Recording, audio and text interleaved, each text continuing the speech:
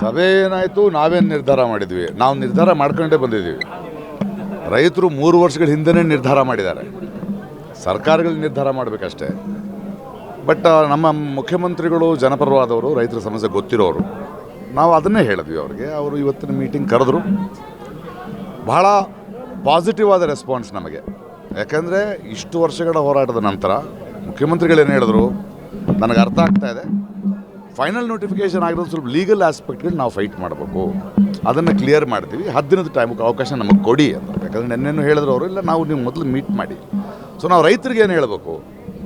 ಯಾಕಂದರೆ ನಮಗೆ ಸಿದ್ದರಾಮಯ್ಯನವರಿಗೆ ಅಥವಾ ಈ ಸರ್ಕಾರಕ್ಕೆ ಹೇಳೋದೇನೆಂದರೆ, ಒಂದು ಗಾಯ ಇದರ ಮೊದಲನೇ ನೋಟಿಫಿಕೇಷನ್ನಲ್ಲಿ ಹಿಂದಿನ ಸರ್ಕಾರ ಮಾಡಿತ್ತು.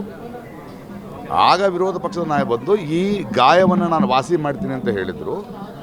ಗಾಯನ ವಾಸಿ ಮಾಡ್ತೀನಿ ಅಂತ ಹೇಳಿದ ನೀವೇ ಗಾಯ ಮಾಡಿದ್ರೆ ಹೆಂಗೆ ಅನ್ನೋದೇ ನಮ್ಮ ನೋವು ಅಲ್ವೇ? ಇದು ಹೋರಾಟ. ಇವತ್ತು ಈ ಹೋರಾಟ ಮುಖ್ಯಮಂತ್ರಿಗಳಿಗಾಗಲಿ ಸರ್ಕಾರಕ್ಕೆ ಅರ್ಥ ಆಗಿದೆ, ಮಾಧ್ಯಮಕ್ಕೆ ಅರ್ಥ ಆಗಿದೆ.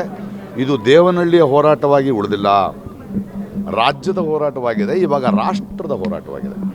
ಬೇರೆ ಬೇರೆ ಸಂಘಟನೆಗಳು, ನಾವು ಡೆಲ್ಲಿಗೆ ಹೋಗಿದ್ವಿ, ಅಲ್ಲಿ ಸ್ಟ್ಯಾಂಡಿಂಗ್ ಕಮಿಟಿನಲ್ಲಿ ಮಾತಾಡಿದ್ವಿ. ಮೇಧಾ ಪಾಟ್ಕರ್ ಅಂಥವ್ರು, ಕಿಸಾನ್ ಮೋರ್ಚಾ ಅಂಥವ್ರು, ಬೇರೆ ಬೇರೆ ಸಂಘಟನೆಗಳು, ಎಲ್ಲರ ಬಲ ಬರ್ತಿರ್ಬೇಕಾದ್ರೆ ಅಂದರೆ ಎಲ್ಲರಿಗೂ ಅರ್ಥ ಆಗ್ತಾ ಇದೆ. ಅದು ಪರಿಸರವಾದಿಗಳಿರ್ಬೋದು. ಇವತ್ತು ಮುಖ್ಯಮಂತ್ರಿಗಳು ಮಾತಾಡಿದ ದೇವನೂರು ಮಾದೇವ್ ಅವರು ನನ್ನ ಜೊತೆ ಮಾತಾಡಿದ್ರು ಅಂದರು.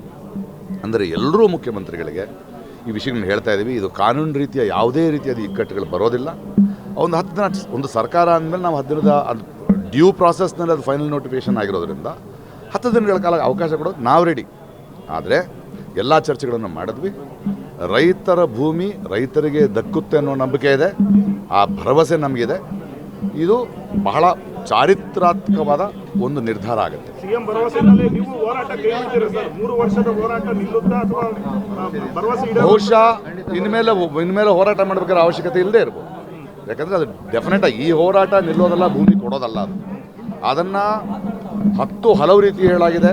ಇವಾಗ ಅದು ರಾಷ್ಟ್ರದ ಸಮಸ್ಯೆ ಆಗಿದೆ. ರಾಷ್ಟ್ರದ ಎಲ್ಲ ನಾಯಕರು ಮಾಡ್ತಿರ್ಬೇಕಾದ್ರೆ ಯೋಚನೆ ಮಾಡಲೇಬೇಕಲ್ವ ಒಂದು ಸರ್ಕಾರ.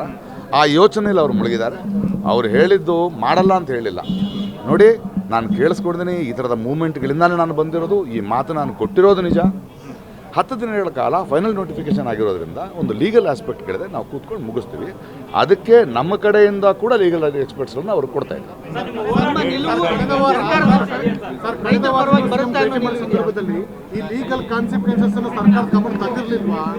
ಅಲ್ಲ, ಸರ್ಕಾರ ಗಮನ ತಂದಿಲ್ಲ ಅಂತ ತಕ್ಷಣ ನಿನ್ನೆ ತನಕ ಕ್ಯಾಬಿನೆಟ್ ಮೀಟಿಂಗ್ ಆಗಿದೆ.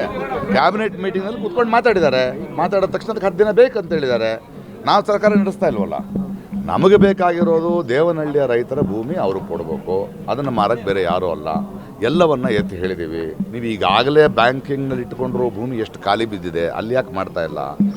ಬೆಂಗಳೂರು ನಗರನ ಯಾಕೆ ಹಾಳು ಮಾಡ್ತಾ ಇದ್ದೀರಿ? ಹಸಿರನ್ನ ಯಾಕೆ ಹಾಳು ಮಾಡ್ತಾ ಇದ್ದೀರಿ? ಇದಕ್ಕಿಂತ ಹೆಚ್ಚೇನು ಹೇಳಬೇಕಾಗತ್ತೆ ಹೇಳಿ? 15ನೇ ತಾರೀಕುವರೆಗೂ ಪ್ರೊಟೆಸ್ಟ್ ನಡೀತಾನೆ ಇರುತ್ತೆ. ಒಂದು ನಿಮಿಷ, ನಾಗೇಂದ್ರ ಅವರು ಮಾತಾಡ್ತಾರೆ ಅದ್ರ ಬಗ್ಗೆ. ಈಗಾಗಲೇ